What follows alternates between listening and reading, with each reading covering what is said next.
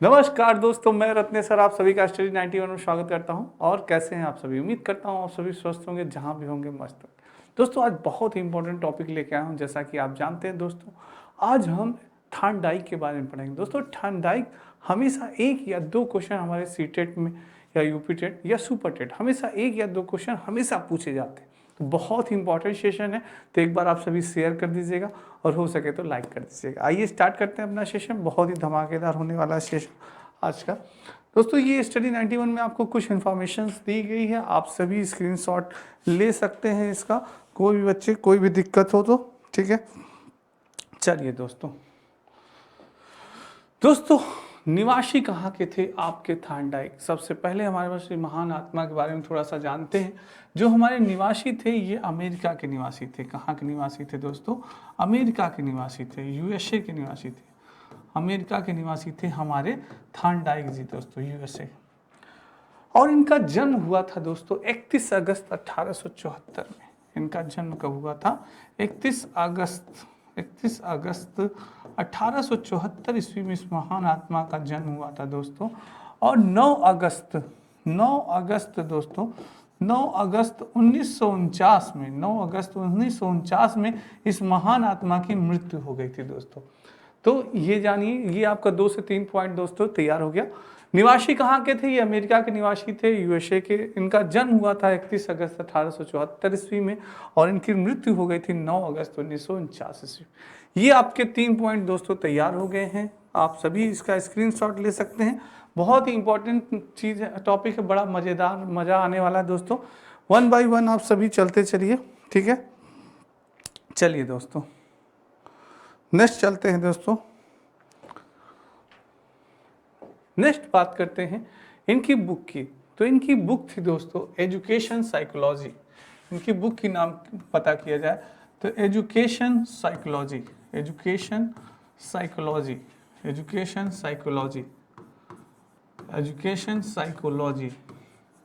यानी शिक्षा मनोविज्ञान। क्या थी दोस्तों? शिक्षा मनोविज्ञान। इनकी बहुत ही महत्वपूर्ण बुक थी शिक्षा मनोविज्ञान, एजुकेशन साइकोलॉजी दोस्तों का जिसे कहा जाता था। ये इनकी बहुत ही महत्वपूर्ण बुक थी। एक और इनकी बहुत ही महत्वपूर्ण बुक थी एजुकेशन साइकोलॉजी, शिक्षा मनोविज्ञान। और दूसरी बुक थी दोस्तों इनकी एनिमल इंटेलिजेंसी। क्या थी? Animal intelligence. इनको दोस्तों जानवरों से बहुत प्यार था और ये जानवरों पर प्रयोग करते रहते थे। एनिमल इंटेलिजेंसी दोस्तों, एनिमल इंटेलिजेंसी, ये इन 2 बुक थी इनकी, बहुत ही इंपॉर्टेंट थी। एजुकेशन साइकोलॉजी और एनिमल इंटेलिजेंसी दोस्तों 2 बहुत बुक थी, ठीक है। इनका दोस्तों क्या उपनाम था? इनके कई उपनाम थे दोस्तों। इन्हें पशु मनोवैज्ञानिक भी कहा जाता था। पशु मनोवैज्ञानिक, इन्हें पशु मनोवैज्ञानिक कहा जाता था। पशु मनोवैज्ञानिक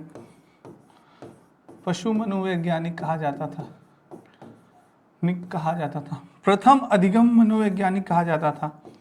प्रथम अधिगम मनोवैज्ञानिक कहा जाता था। इस प्रकार से इस महान आत्मा के कई नाम थे दोस्तों, ठीक है। तो ये आपके थार्नडाइक के बारे में थोड़ी सी चर्चा हुई, थोड़ी सी हम लोग ने जाना कि इनका जन्म कब हुआ था। और इन्होंने पुस्तक, इनका ये निवासी कहाँ के थे? ये अमेरिका के निवासी थे, यूएसए के। जन्म हुआ था 31 अगस्त 1874 ईस्वी में और इनकी मृत्यु हुई थी 9 अगस्त 1949 ईस्वी में। और इनकी पुस्तक थी दोस्तों एजुकेशन साइकोलॉजी, शिक्षा मनोविज्ञान, एनिमल इंटेलिजेंसी। और दोस्तों इनका उपनाम पशु मनोवैज्ञानिक भी कहा जाता था, प्रथम अधिगमकर्ता मनोवैज्ञानिक भी कहा जाता था। ऐसे इनके कई नाम थे दोस्तों आपके एडवर्ड थार्नडाइक के। आप सभी स्क्रीनशॉट ले सकते हैं दोस्तों, ठीक है, आप ले सकते हैं इनका। चलिए नेक्स्ट चलते हैं दोस्तों इनके सिद्धांत। अब बात करते हैं इनके सिद्धांत। आप सभी जानते हैं प्रयत्न एवं भूल का सिद्धांत, त्रुटि एवं प्रयास का सिद्धांत। ये तो आपने कई बार सुना होगा कि इनके सिद्धांत का नाम क्या था? त्रुटि एवं प्रयास का सिद्धांत, प्रयास एवं त्रुटि का सिद्धांत, प्रयत्न एवं भूल का सिद्धांत। पर आप क्या जानते हैं इनके सिद्धांत का नाम उद्दीपन प्रतिक्रिया का सिद्धांत भी है, संबंधवाद का सिद्धांत भी है और संयोजनवाद का सिद्धांत भी है। तो इनके कई नाम हैं दोस्तों। अगर आपसे पूछे कि संयोजनवाद का सिद्धांत किसने दिया था, तो भी हमारे वो कौन थे, थॉर्नडाइक ही थे दोस्तों। कौन थे, थॉर्नडाइक जी ने ही दोस्तों संयोजनवाद का सिद्धांत दिया। थॉर्नडाइक ने ही संबंधवाद का सिद्धांत दिया। थॉर्नडाइक ने ही प्रयत्न एवं भूल का सिद्धांत दिया और उद्दीपक प्रतिक्रिया का सिद्धांत भी थॉर्नडाइक ने दिया। इन सभी का दोस्तों सिद्धांत के प्रतिपादक कौन थे, हमारे थॉर्नडाइक जी थे। ठीक है, ये याद रखिएगा, आप सभी क्लियर रखिएगा। ठीक है, चलिए अब बात करते हैं अधिगम के सिद्धांत। आप सभी जानते हैं दोस्तों, अधिगम का अर्थ होता है सीखना। अधिगम का क्या अर्थ होता है, सीखना। तो कई मनोवैज्ञानिक थे दोस्तों, कई मनोवैज्ञानिकों ने सीखने के प्रति, बालक के सीखने के प्रति अपनी अलग अलग विचार प्रस्तुत किए। जैसे आप मनोवैज्ञानिकों के नाम जानते हैं, अगर मैं बताऊं तो दोस्तों, जैसे कि स्किनर, जैसे कि आप सभी जानते हैं, जैसे कि स्किनर दोस्तों, स्किनर थे, उन्होंने भी बालक के सीखने के कुछ बताए। पावलाव, पावलाव कि किस प्रकार से बालक सीखता है, पावलाव हो गए, कोहलर हो गए, कोहलर हो गए दोस्तों। तो ये कुछ मनोवैज्ञानिक थे जिन्होंने अधिगम के प्रति अपना रिसर्च किया। उन्होंने अधिगम के प्रति बताया कि किस प्रकार से बालक सीखता है। उसी में एक महान आत्मा का नाम भी था दोस्तों, जिनका नाम है थॉर्नडाइक। थॉर्नडाइक भी थे दोस्तों। तो अधिगम के लिए उन्होंने क्या बताया, उन्होंने कहा कि सीखना जीवन प्रयत्न चलने वाली प्रक्रिया है। थॉर्नडाइक ने कहा जो कुछ भी हम सीखते हैं वह जीवन प्रयत्न चलने वाली प्रक्रिया है। यानी कि बालक जो होता है जन्म से लेकर मृत्यु तक क्या करता है, सीखता ही रहता है। और व्यवहार में कोई भी स्थायी परिवर्तन क्या होता है, अधिगम है। जो स्थायी परिवर्तन हमारे व्यवहार में परिवर्तित होता है वो क्या होता है, अधिगम कहलाता है। सीखना स्थायी क्यों कहा गया दोस्तों, स्थायी इसलिए कि जब हम इतने बड़े हो गए तो क्या, जैसे बचपना हम लोग पहले करते थे, क्या आप भी करते हैं? अभी आप लोग अंगूठा चूसते हैं? नहीं ना, चूसते नहीं ना, क्योंकि अब हम सीख चुके हैं कि अंगूठा चूसना गलत बात है। तो अब हम ये नहीं करते। जो चीजें हमने सीख ली है, जो चीजें हम जान चुके हैं, तो हम दोबारा वो गलतियां नहीं करते, दोबारा वो चीजें हम नहीं करते। तो इसलिए जो चीजें हम सीख गए हैं वो स्थायी। जैसे हम बाइक चलाना सीख गए, तो क्या हम भूल सकते हैं जल्दी बाइक चलाना? कभी नहीं दोस्तों। जैसे आप बाइक चलाना सीख गए, कई सालों तक आपको बाइक नहीं मिली, फिर भी जब आपको बाइक मिलेगी तो आप चला लेंगे। साइकिल मिलेगी आप चला लेंगे, 4 व्हीलर मिलेगी आप चला लेंगे। इसीलिए अधिगम क्या होता है, स्थायी होता है। यही बात कही कि परिवर्तन अधिगम क्या है, स्थायी। सीखने के नियम तथा सिद्धांतों की रचना कई विद्वानों ने की। जैसे कई विद्वानों, मैंने आपको बताया, कोहलर हो गए, आपके ये हो गए, कई विद्वान ने आपको बताया ना दोस्तों, स्किनर हो गए, पावलाव, कोहलर, ये सभी इन्होंने अधिगम के सिद्धांत के बारे में बताया था। चलिए नेक्स्ट चलते हैं दोस्तों, थॉर्नडाइक के सीखने के नियम। अब थॉर्नडाइक के बारे में विषय होती है कि आखिर थॉर्नडाइक ने अधिगम के बारे में क्या चर्चा की, क्या बताया, उसके बारे में जानते हैं। थॉर्नडाइक ने कहा, यह अमेरिका के महान मनोवैज्ञानिक थे। ये पशुओं पर प्रशिक्षण करते थे। मैंने कहा ना दोस्तों, पशुओं से बड़ा प्रेम था और पशुओं पर ही प्रशिक्षण किया करते थे, इसीलिए इन्हें पशु मनोवैज्ञानिक भी कहा जाता था। आपको जैसा कि मैंने अभी बताया दोस्तों कि जीव जंतुओं का मनोवैज्ञानिक भी कहा जाता था, तो की खोज में लगे हुए थे। इन्होंने सीखने का जो नियम प्रतिपादित किया, इसमें सबसे अधिक मान ईएल थॉर्नडाइक के नियमों को दी जाती है। इन्होंने प्रयास एवं त्रुटि का सिद्धांत दिया। आप सभी जानते हैं कि थॉर्नडाइक ने प्रयास एवं त्रुटि का सिद्धांत दिया। और इन्होंने क्या बताया, आइए जानते हैं। थॉर्नडाइक के मुख्य नियम थे। इन्होंने पहले मुख्य नियम बताए। कितने मुख्य नियम बताए? 2 मुख्य नियम बताए। कितने मुख्य नियम बताए? 2 मुख्य नियम बताए। एक इन्होंने बताया, 2 मुख्य नियम बताए। पहला था दोस्तों मुख्य नियम, दूसरा था गौड़ नियम। दूसरा था गौड़ नियम। उन्होंने मुख्य नियम कितने बताए? 3 बताए दोस्तों। मुख्य नियम कितने बताए? 3 बताए। और गौड़ नियम कितने बताए? 5 बताए। उन्होंने गौड़ नियम बताए। थॉर्नडाइक के मुख्य नियम 2 थे, जिसमें कि मुख्य नियम थे 3 और गौड़ नियम कितने थे? 5 थे दोस्तों। ये मुख्य नियम बहुत इंपॉर्टेंट है और ये गौड़ 5 नियम बहुत इंपॉर्टेंट है, जिससे कि आपके एग्जाम में सीटेट में प्रश्न पूछे जाते हैं। तो ये जानते हैं कौन कौन से मुख्य नियम थे। मुख्य नियम की बात की जाए तो पहला था अभ्यास का नियम। क्या था? अभ्यास का नियम। दूसरा था तत्परता का नियम। तीसरा था प्रभाव का नियम। ये इनके मुख्य नियम, 3 इनके प्रमुख मुख्य नियम है दोस्तों। अभ्यास का नियम, अभ्यास का, आप भी दोस्तों हमारे साथ कॉपी कलम लिए रहिए, लिखते चाहिए। जितना आप लिखेंगे चीज़ें उतना ही आपको याद होगी, क्योंकि चीज़ें इन्हीं से आपसे एग्जाम में पूछा जाएगा। जैसे एक ऑप्शन और आपको दे देगा, चौथा ऑप्शन दे देगा निरंतरता का नियम, निरंतरता का नियम, निरंतरता का नियम। अब आपसे कहेगा कि बताइए कौन सा ऑप्शन थॉर्नडाइक का नियम नहीं है, कौन सा ऑप्शन थॉर्नडाइक का मुख्य नियम नहीं है। तो आप क्या कहेंगे कि भाई ये निरंतरता का नियम थॉर्नडाइक का मुख्य नियम नहीं है, बाकी 3 थॉर्नडाइक के मुख्य नियम हैं। तो जब ये आपको पता होगा कि थॉर्नडाइक का प्रथम नियम है अभ्यास का नियम, थॉर्नडाइक का दूसरा नियम है प्रैक्टिस, दूसरा तत्परता का नियम, तत्परता का नियम, और तीसरा है प्रभाव का नियम। तीसरा किसका है? प्रभाव का नियम। तभी आप बता पाएंगे दोस्तों, नहीं तो आप नहीं बता पाएंगे। ठीक है, तो ये चीजें आपको याद होनी चाहिए। लिखते चलिए, अपनी शॉर्ट्स नोट्स आप सभी बनाते चलिए, बहुत इंपॉर्टेंट। आइए अब जानते हैं कि अभ्यास का नियम क्या होता है, तत्परता का नियम क्या होता है। इसके बाद पहले जानते हैं गौड़ नियम। जो 5 गौड़ नियम बताए इन्होंने वो कौन से थे? इन्होंने 5 गौड़ नियम, बहुप्रतिक्रिया का नियम, लॉ ऑफ मल्टीपल रिस्पॉन्स, अभिवृत्ति या मनोवृत्त का नियम, लॉ ऑफ द डिस्पोजिशंस, आत्मीकरण का नियम, लॉ ऑफ एसिमिलेशन, आंशिक क्रिया का नियम, law of the particle action, और सहचर्य क्रिया का नियम। ये 5 नियम इन्होंने बताए। बहुप्रतिक्रिया का नियम, अभिवृत्ति या मनोवृत्ति का नियम, आत्मीकरण का नियम, आंशिक क्रिया का नियम और सहचर्य क्रिया का। ये 5 नियम थे हमारे एडवर्ड थॉर्नडाइक के। चलिए दोस्तों नेक्स्ट चलते हैं। अब बात करते हैं थॉर्नडाइक के पहले प्रयोग के बारे में, फिर उनके मुख्य नियम और गौड़ नियम के बारे में भी चर्चा होगी। पहले इन्होंने क्या प्रयोग किया इसके बारे में जानना आपको बहुत ही आवश्यक है। थॉर्नडाइक का प्रयोग, दोस्तों थॉर्नडाइक ने एक बॉक्स बनाया। थॉर्नडाइक ने एक पहले बॉक्स बनाया और इस बॉक्स में एक भूखी बिल्ली को उन्होंने कैद कर दिया, एक कैट। दोस्तों इन्होंने एक थॉर्नडाइक का हमेशा क्वेश्चन बनता है कि थॉर्नडाइक ने प्रयोग किस पे किया, तो याद रखिएगा कैट पे प्रयोग किया, यानी कि इन्होंने प्रयोग किया था बिल्ली पे प्रयोग किया था। किस पे प्रयोग किया था? इन्होंने बिल्ली पे प्रयोग किया था।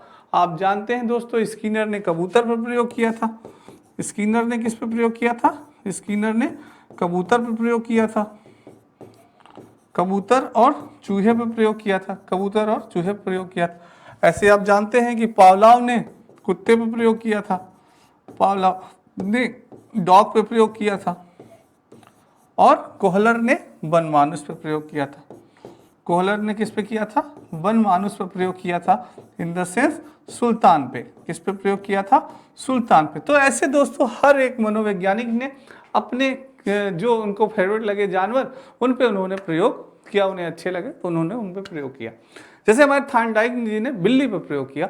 इन्होंने क्या किया कि बॉक्स में एक भूखी बिल्ली को इन्होंने बंद कर दिया और इन्होंने एक लीवर लगा दिया। ये लीवर आपको दिख रहा होगा दोस्तों, इन्होंने एक लीवर लगा दिया। इस लीवर के दबने से ये बिल्ली का गेट क्या होता है, जो द्वार था वो क्या हो जाता था? खुल जाता था दोस्तों। क्या होता था? खुल जाता था और ये आराम से भोजन को प्राप्त कर सकती थी दोस्तों। तो इन्होंने क्या देखा अपने प्रयोग में कि जैसे ही बिल्ली के सामने कोई स्टिमुलस रखा जाता था, उद्दीपक रखा जाता था। ये क्या है दोस्तों? उद्दीपक है। स्टिमुलस जिसको कहा जाता है, क्या कहा जाता है? स्टिमुलस कहा जाता है दोस्तों।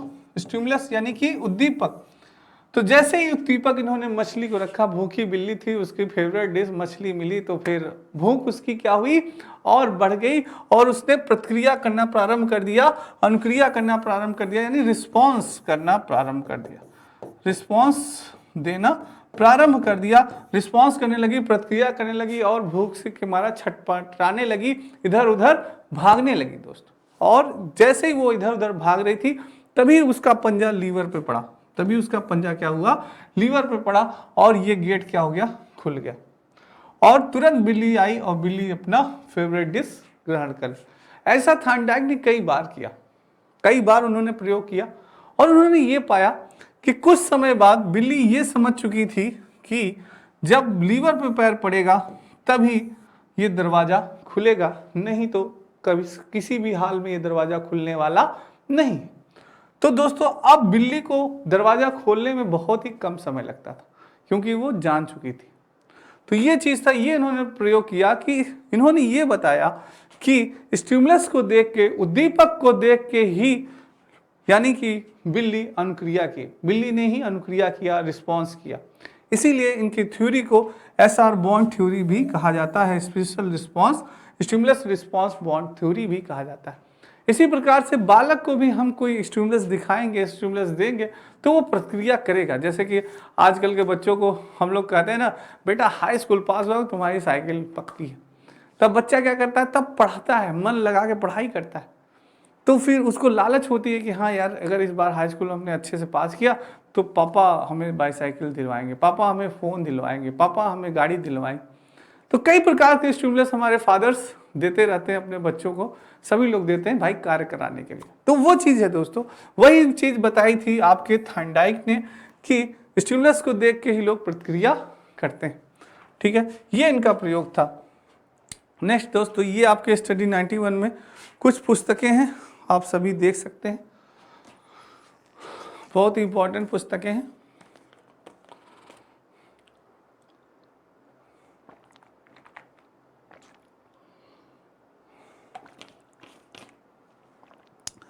आइए दोस्तों नेक्स्ट चलते हैं।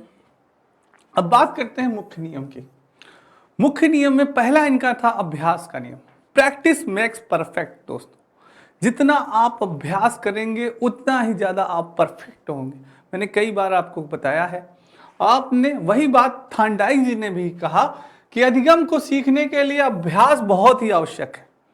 अभ्यास का नियम किसी भी क्रिया को बार बार दोहराने से दृढ़ होता है, यानी कि क्या होता है, और भी ज़्यादा दोस्तों दृढ़ होता है, और भी ज़्यादा आप उसमें निपुण होते हैं। क्या हो जाते हैं, और भी ज़्यादा आप निपुण हो जाते हैं। वो चीज़ें आपको कभी भूलती नहीं, हमेशा आपको वो चीज़ें क्या हो जाती हैं, याद रहती हैं। दोस्तों जैसे लोग बच्चे बहुत कहते हैं सर मुझे पढ़ा हुआ भूल जाता है।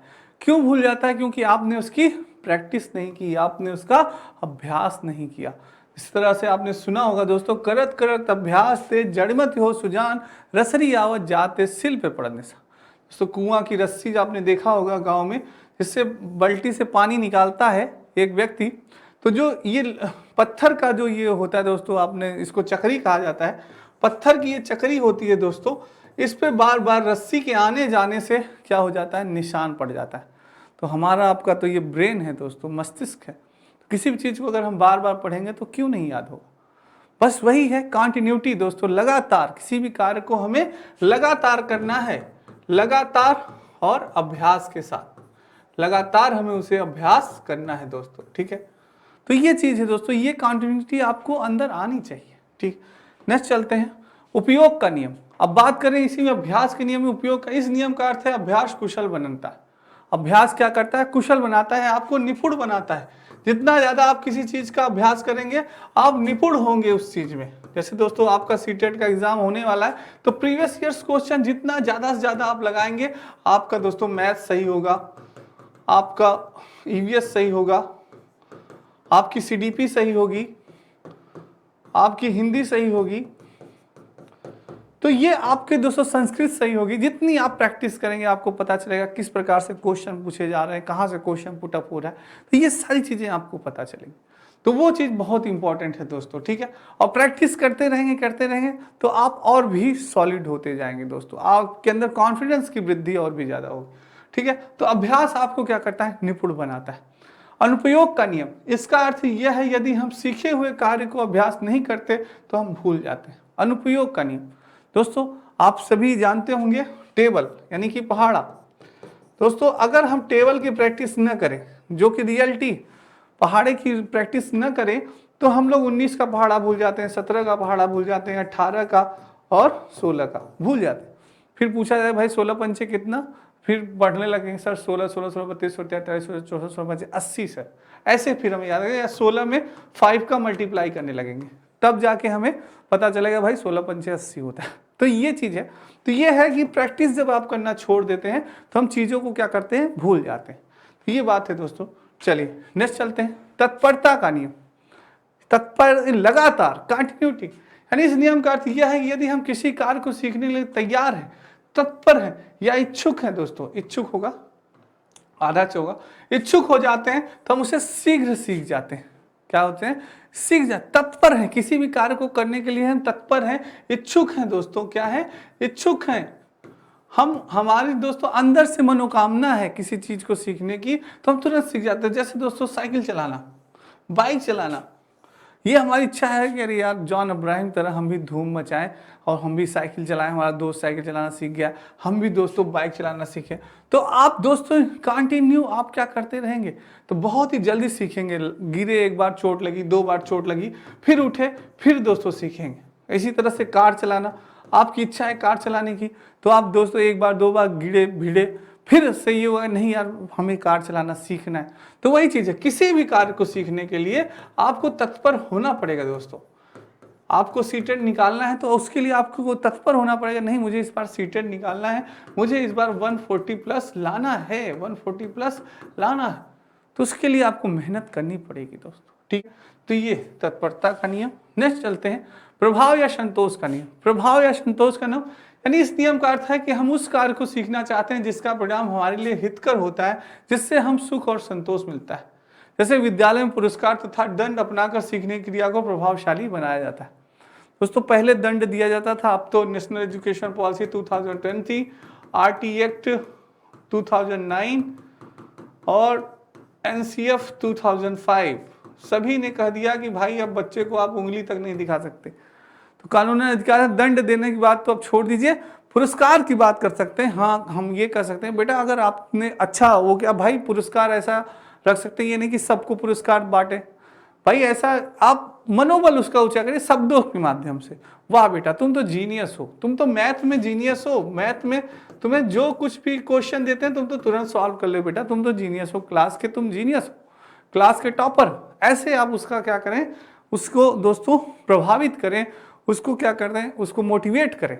तो ये प्रभाव या संतोष का नियम ये कहता है कि किसी भी कार्य को करने पे जब हमें सुख की प्राप्ति हो या किसी भी चीज की हमें प्राप्ति हो तो वो क्या होता है, प्रभाव या संतोष का नियम। कोई भी कार्य आपने किया और आपकी तारीफ हुई या आपको कोई तोहफा मिला या आपको कुछ भी दोस्तों मिला, तो वो क्या होता है, प्रभाव या संतोष का नियम होता है कि किसी भी कार्य को हमारे लिए क्या है, हितकर, उसका परिणाम क्या है, हमारे लिए हितकर।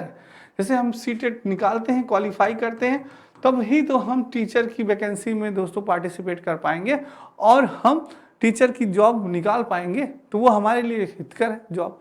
तो इसलिए दोस्तों ये प्रभाव या ये संतोष का नियम होता है। ठीक है, नेक्स्ट है गौड़ नियम। अब दोस्तों गौड़ नियम की बात करें तो इन्होंने 5 नियम बताए, गौड़ नियम भी इन्होंने 5 नियम बताए। पहला नियम था इन्होंने बृहद प्रक्रिया का नियम। इस नियम का अर्थ है कि जब हम कोई नया कार्य करना सीखते हैं तब हम उसके प्रति अनेक और विभिन्न प्रकार की प्रतिक्रियाएं करते हैं। अर्थात हम किसी भी कार्य को करने के लिए विविध प्रकार के उपाय और विधियों का प्रयोग करके कार्य को सफल बनाने का प्रयत्न करते हैं। प्रयत्न और भूल द्वारा सीखने का सिद्धांत इसी नियम पर आधारित है। दोस्तों किसी भी कार्य को करने, कोई भी नया कार्य अगर हम करते हैं, कोई भी नया कार्य करते हैं, जैसे सपोज दैट दोस्तों कोई ताला है, अब इस ताले की चाबी हमें खोलनी है दोस्तों, अब हमें इस ताले को खोलना है, तो हम कई बार प्रयास करेंगे, कई चाबियों का प्रयोग करेंगे, यार किस तरह से इस ताले को खोला जाए, कैसे इसको खोला जाए, कई चाबियों का प्रयोग करेंगे, कई चाबियों का प्रयोग करेंगे, चाबी से नहीं खुला, हथौड़े से तोड़ने का प्रयास करेंगे।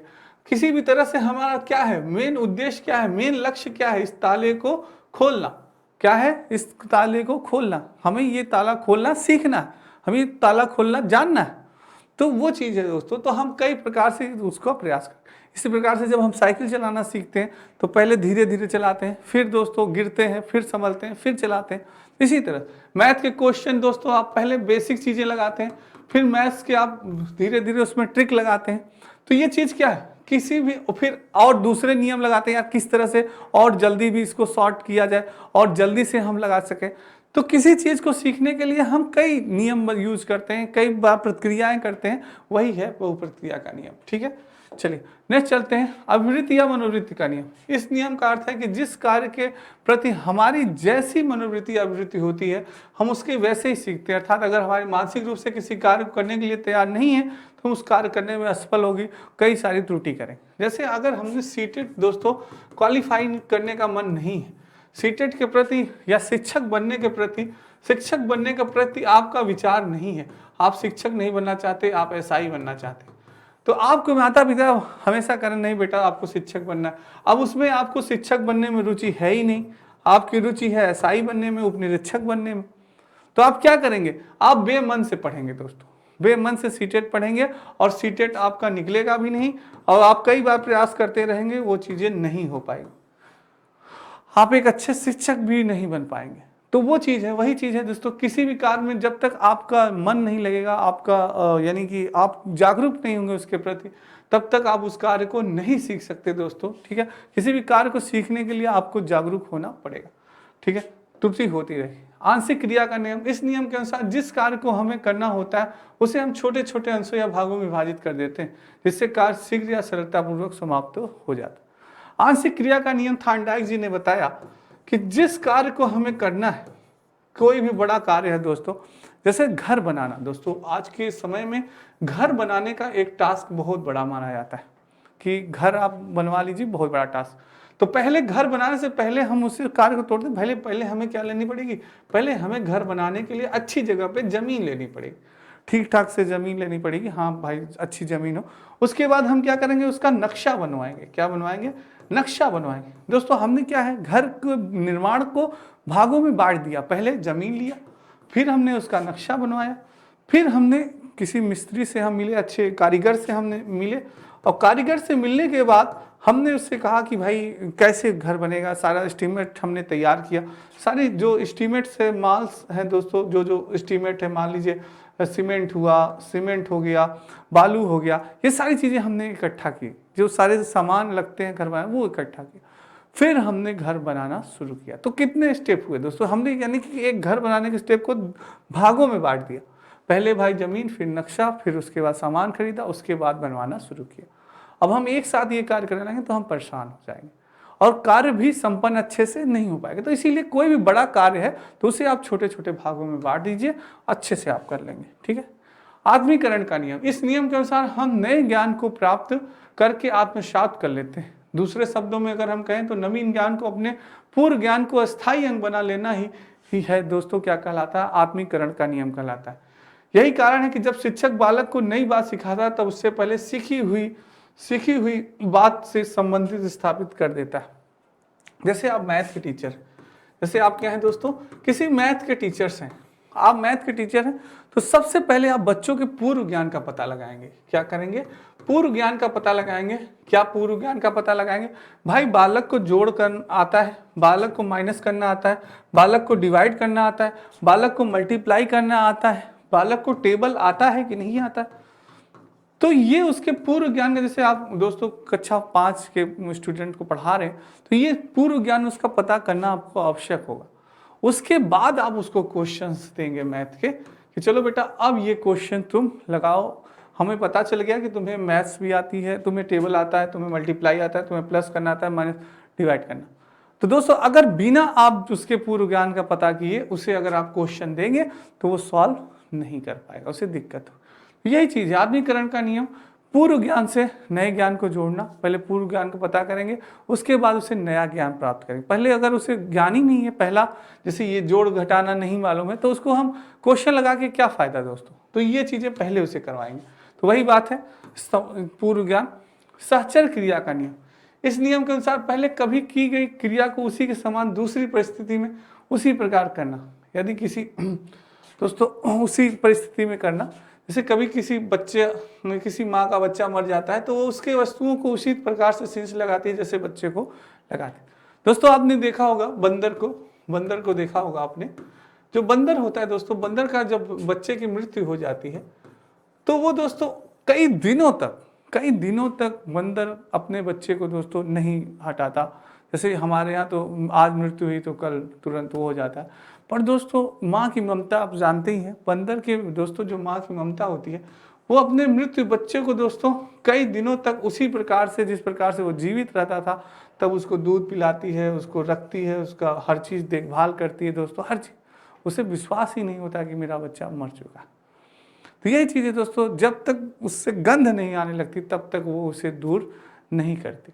तो ये चीज़ है, तो वही बात है, वही कार्य करना, यही सहचर क्रिया का नियम होता है दोस्तों कि उसी समान परिस्थिति में जैसे आप पहले कार्य करते थे उसी समान परिस्थिति में फिर भी कार्य किए जा रहे हैं, वही होता है सहचर क्रिया का नियम दोस्तों। ठीक है, तो ये दोस्तों आपके स्टडी 91 में कुछ इन्फॉर्मेशन दी गई है। मॉडर्न हिस्ट्री का इंडिविजुअल बैच स्टार्ट हो चुका है। ई बुक की हैंड राइटिंग है, बहुत इंपॉर्टेंट पुस्तकें हैं।